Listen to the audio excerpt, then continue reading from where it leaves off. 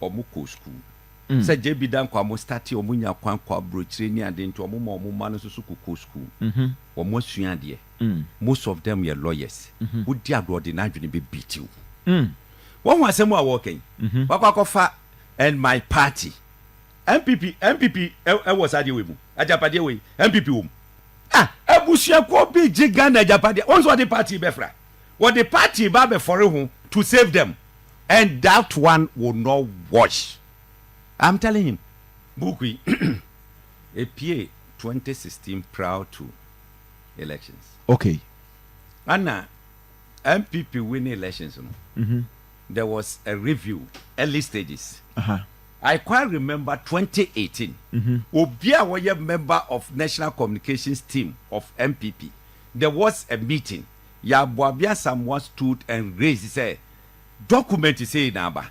Now how are we going to handle it? Now Emuhu Gabi was at the meeting or Robeshe, I don't know. Mufantunche say. Look, Enra, I had a conversation with someone. And this document, only one copy was printed by the architect of this document. One more printed just one copy. They lock it under safe. When I heard the story, I said, wow. Now, I may say, now, at the early stages, now, the GJB cost war, baby. Now, one particular meeting, they forgot to lock the book. The party pick here, what's your book here, my print here? Which I won't say, I said, yeah, you too, Mukatra. Yeah. Nipan fire or photocopy here. Sharp. A two said, not tone no grano. Yasa. What photocopy I will code roof here. I know find the phone. I know scan here, a put into soft copy. Emma man for and ye be king kind. So because a sabook way a fish and any panel, sabe. Ebia no one kind. So what can ya no analyze it? After this, no hopes now, say. Afiansa AGYAPADE document no yebe komu into details and into be antonebo na all kind eye forward no a say wo behwe mu a introduction no sane o ma hye book no ene nwema bi a ebesisi wo mu no yento yebo yenya time and then make kind the forward no in full. First the other be tutum president ka say or specific say NDC for natural book no hey NDC for natural book ana boku no yadwuma ehu akoye se obi aka se tremoniatro bible ama Christopher se for no mfanya sorry na Christopher de sa pepepe ana opeso wo kire yen. Now yenko the forward first paragraph was it to our future made up of the present and the unborn for whom this will of a nation is being prepared, to our foremost king of Oripeni, the progenies spread across the world, for whom and to whom alone this sacred document is prepared. Ni wo pachire nyina ne se ye hwe ye dachi eye ene ye mani ye nana kanso amo a ye nwo wo mo ane ye oman yi nyina AGYAPADE e di ama wo mo.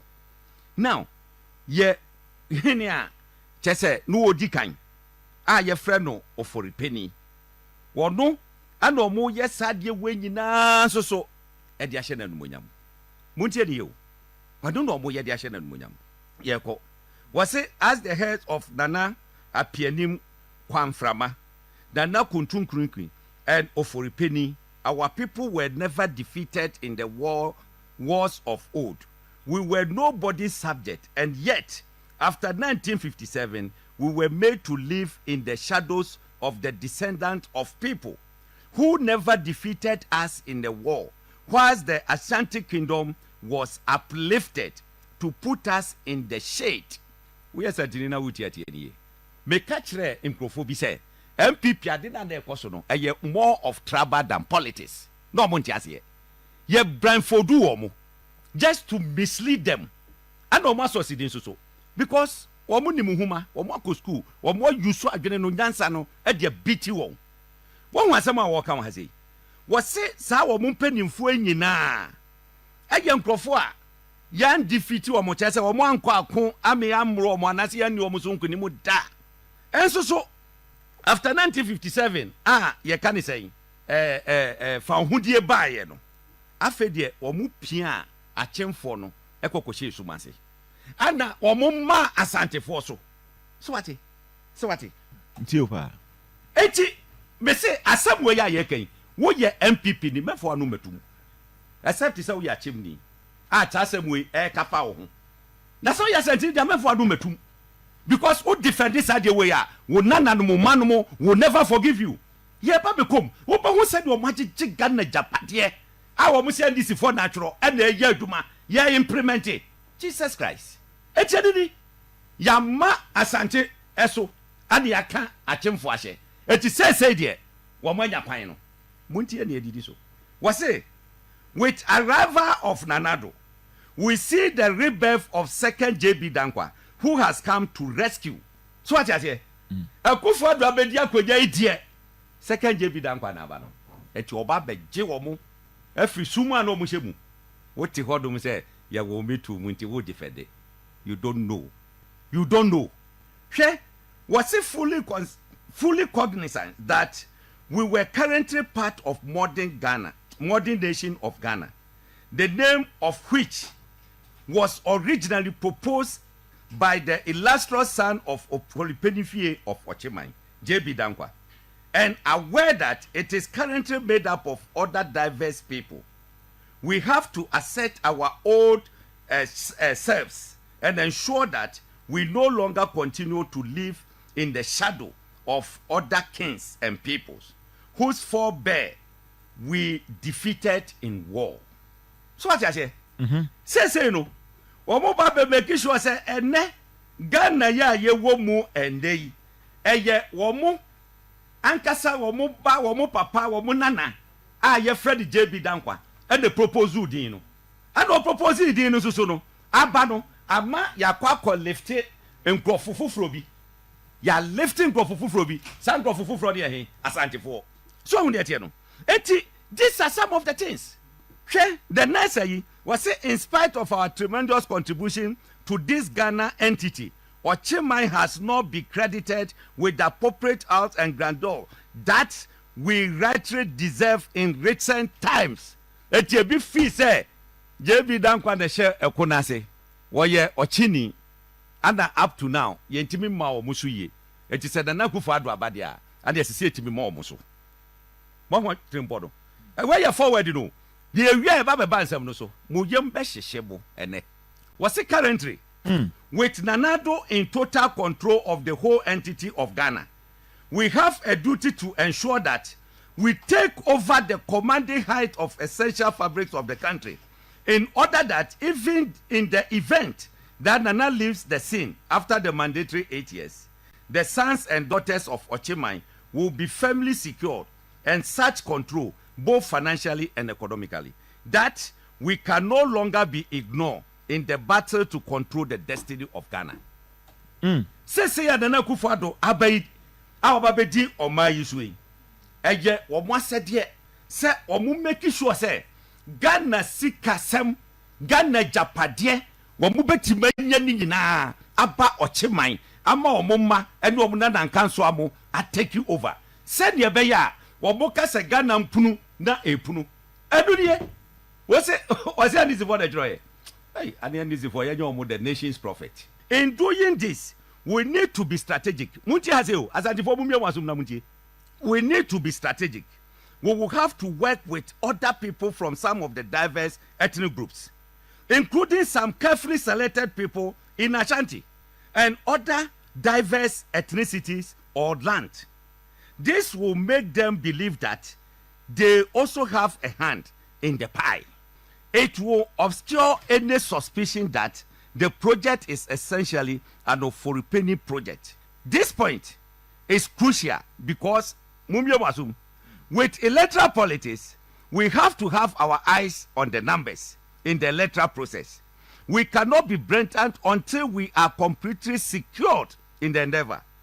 It is especially so because so far the Ashantis constitute the single most populous ethnic groups in the country. Where was this for Adorye? Wait, and this is for the Cocoa way. Share what must say? A Jumana or Modiano. I saw me strategic because as I saw Munya nkrofo from other ayi na Ashanti no wo mo ye gi nkrofo bi carefully selected yen selecting nkrofo bi meka ho said ne be ya omo nye suspicious no mu behu se oh ade no kra no ye gina ye dia na se omo ye ne saa eno ene betima bo omo na omo ye saa no so no omo mu omo ani ngu election ba be ye number dodo nipa dodo e ba beto aba no na wo hwe the whole Ghana asantefo ena eye tribe ba ko a omo doso pa e ba bato omo a etie nyusu omo ne enfa achieve aye ogwangwa se ye ba be ko MPP be ko primaries na asantefo mpedimfo ni bi omo wo MPP mu asori agina na omo kotie omo ankasa omo nkrofo Kobre Japan from Ashanti region Adorye move from Ashanti region Boacha Jako from Ashanti region Alan Chemante from Ashanti region Free Akoto from Ashanti region Kojo Pokunsa from Ashanti region 6 that's anti-form penny for more party move from Ashanti region no mu kotia sankrofo we na na wo deti ya do paragraph 9 wo biamie na so no ntie was it although the Ashanti group within the current MPP is gearing itself to take over the party after Nana Akufo-Addo's tenure in 2024. It would be ideal if we could work to bypass them in 2024. Jesus Christ. With hard work, we could work to pass the mantle over to a non-account person. Hey! Preferably from the north, under whose presidency we could secure the maturity of our takeover project. We say NDC for natural way. Sadie we abamu anase mamu. Abamu anase mamu. Look, we say asantifo a ewo party no mu. Wo mo bo mo ho say wo mo ana wo mo be take over. Wo mo be gi party no. E bra na Akufo-Addo e de na djuma e ba wiye 2024. Nanso so no wo mo ngire wo mo ho say wo mo be gi adwuma amana twa asantifo no ho 2024. Wo mo nya say wo mo de tumi no e be hye wo bi a wonya kani ensem na mom se beye dia wo mo mpa obi ofri srem no mo fama no na sa nipa na ofri srem no e be beye president a eno ana sa wo mo take over project AGYAPADE o mo jama o mo ne o mo asefo no e betimi aba wieye ena me ne wo ka sei MPP flag bearer of river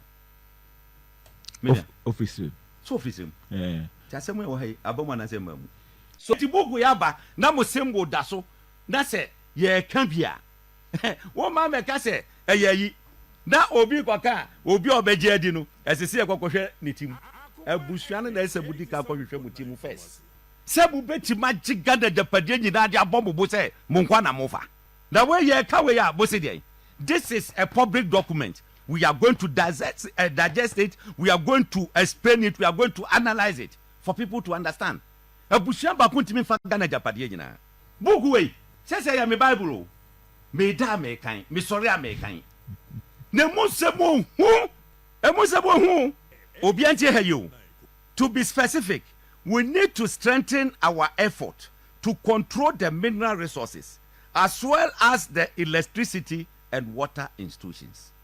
Hey, the success of this project depends on the way in which we, the mafias, for the time being control the judiciary and the press. Why would you appoint judges to Supreme Court to be brain? But well, okay. I talk wrong. No, well, would you? I will have time and interrogate. Me say. Me interrogate. Why would you appoint Supreme Court judges be brain? Everybody is complaining. Civil society will be complaining. Why the part in the Supreme Court and the media almost succeeded, and I'll tell you why they've succeeded. Now, the forward, Anamaka 17. Sa document you are more prepared. Phase 1, a dear and a SSA. Was it the first phase of the economic and financial sector control was to be implemented in Nane's first term of office. As we get closer to the end of the first term, we have set the ball rolling regarding the objectives set out in our first document. What it? Ethiopia. We, they say, way 2018. book no so PA close to 2016 elections. And to once work the first document, the review any. And to Obama, the first term, and now almost say, almost set a ball rolling. Regarding the objectives set out in our first document, Pedibi catcher me say first document by do, ne dine ye asase. Asase radio buyer no. And I'm say, hey, ebe confirm. I know much change dine ye na Japade. Was it there have been difficulties, largely due to some pitfalls on our part. For example, the control of electricity sector. The control of electricity sector could have been handled better had it not been for the greed of some of the non-Achim elite we had included as cover. Electricity, or more than my what is here? PDS. PDS, yes, PDS. Yeah, done electricity at the ma PDS. Yes, say at the ma and grand cross on your day. 100. Yeah. One book no. Was some cock of far and Crofoka crabby, our one year at him for. Ebe can said the bear, ebe cover the face. But some Crofonum don't become no be greedy and a 2 pie. The electricity over fire and so man. Because look, I said, PDS, you more grown has 6 months. Anna minister Amawu ekwa expose we say e ka dey say wo mo guarantee no mo dey buy dey fake fake yeah and you twamu koko two under Ecobank. Was we have 2 routes of entry into these institutions. First is the through Senate, which has a seat on the board of Ecobank Ghana by virtue of each shareholding. This seat is occupied by Director General of Senate. In phase 2 of our agenda, in phase 2 of our agenda, Kofi Bosompem Osafo Mafo, who is a Deputy Director General of Senate, should be made the Director General to give him the seat on the Ecobank Ghana board. And then we can say, find the Director General Senate. Osafo Mafo. Kofi Bosompem Osafo Mafo. Adorye 2018. And you are telling me, say, a fiction. You are telling me AGYAPADE3. Book way. Say I am a Bible. Me da me kind. Me sorry I me kind. Ne musebo hu. E musebo hu. Obianti heyo. To be specific, we need to strengthen our effort to control the mineral resources as well as the electricity and water institutions. Hey. The success of this project depends on the way in which we, the Achim mafias, for the time being control the judiciary and the press. Why would you appoint judges to Supreme Court to be brain? But well, okay. I talk wrong. No, well, would you? I will have time and interrogate. Me say. Why would you appoint Supreme Court judges be alcohol? Everybody is complaining. Civil society will be complaining. Why the part in the Supreme Court and the media? What must succeed? And I'll tell you why they've succeeded. Now, the forward, sa document you are more prepared. Phase 1, and was it the first phase of the economic and financial sector control was to be implemented in Nane's first term of office. As we get closer to the end of the first term, we have set the ball rolling regarding the objectives set out in our first document. What it? We, they say, way 2018. Book PA close to 2016 elections. And to once work the first document, the review any. And to Obama, the first term, and now almost say, almost set a ball rolling. Regarding the objectives set out in our first document, Pedibi catcher me say first document by do, ne dine ye asase. Asase radio buyer no. And I'm say, hey, ebe confirm. I know much change dine ye na AGYAPADE3. Was it there have been difficulties, largely due to some pitfalls on our part.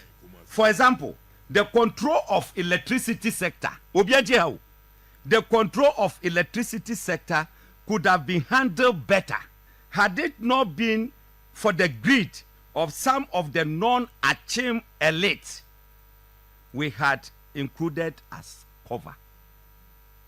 Electricity, or more than my what is here? PDS. PDS, yes, PDS. Yeah, done electricity at the ma PDS. Yes, say at the ma and grand cross on your day. 100. Yeah. One book no. Was some cock of far and Crofoka crabby. Our one year at him for. Ebe can said the bear, ebe cover the face. But some Crofonum don't become no be greedy and a 2 pie. The electricity over fire and so man. Because look, I said, PDS, yeah, you more grown has 6 months. Anna minister Amawu Equa expose you say, you can't say, one more guarantee no the buy a fake. Fake, yeah. And you come, go to under EcoBank. Was we have 2 routes of entry into these institutions. First is through SNET, which has a seat on the board of EcoBank Ghana by virtue of its shareholding. This seat is occupied by Director General of SNET. In phase 2 of our agenda, in phase 2 of our agenda, Kofi Bosompem Osafo Mafo, who is a Deputy Director General of Senate, should be made the Director General to give him the seat on the EcoBank Ghana board. And then we can say, why the Director General Senate? Osafo Mafo. Kofi Bosompem Osafo Mafo. Adorye 2018. And you are telling me, say, a fiction. You are telling